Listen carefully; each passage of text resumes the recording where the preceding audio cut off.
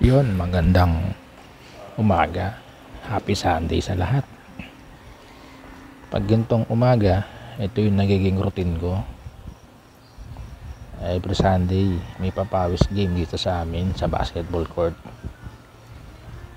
Kailangan maaga kang pumupunta para ma-first game ka.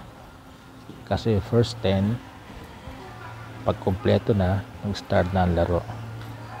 Pag dumating ka, medyo na-late ka ng konti, kagaya nito medyo late na ako, malamang second game na ako. Nag-i-start na silang maglaro ang first game. Minsan nag-i-start sila 5:15 pa lang o 5:20 start na ng laro. Kailangan maaga para maaga pagpawisan, para maging maganda sa health natin. Kailangan natin to hindi na tayo nabata. Kailangan natin papawis every Sunday. Yan. Pagbukas ko ng pinto ng court, nagsisimula na sila. At patapos na siya And then yan, kami na ngayon, game na. Nagpipilian na kung sino yung susunod na lalaro. Kalimitan, ang mga naglalaro dyan, yung mga hindi pa nakakalaro ng first game.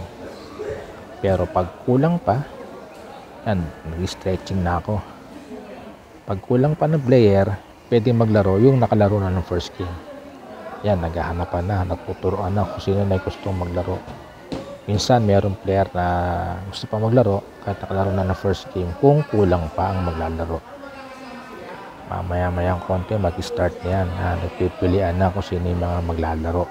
At pilian na rin sino yung mga magkakampi.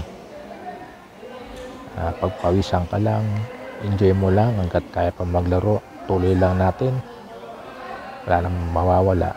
Sa loob ng isang linggo, puro ka trabaho Kaya maglaan ka naman ng isang araw para sa sarili mo, sa katawan mo. Matanggal mo yung mga stress na nakukuha mo every week na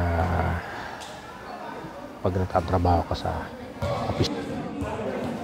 Kaya hanggat kaya natin maglaro, enjoy lang natin lagi. Yan, nagsimula na kami. Dala-dala ko yung bola, tumira yung makangapi ko, pinasa sa akin at tinira ko. Nakachamo, pumasok, and then let's go.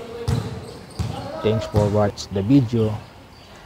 Nood lang at laging tandaan, hanggat kaya pa natin maglaro, enjoy lang natin ang buhay dahil maikli lang siya. Salamat sa panonood nyo.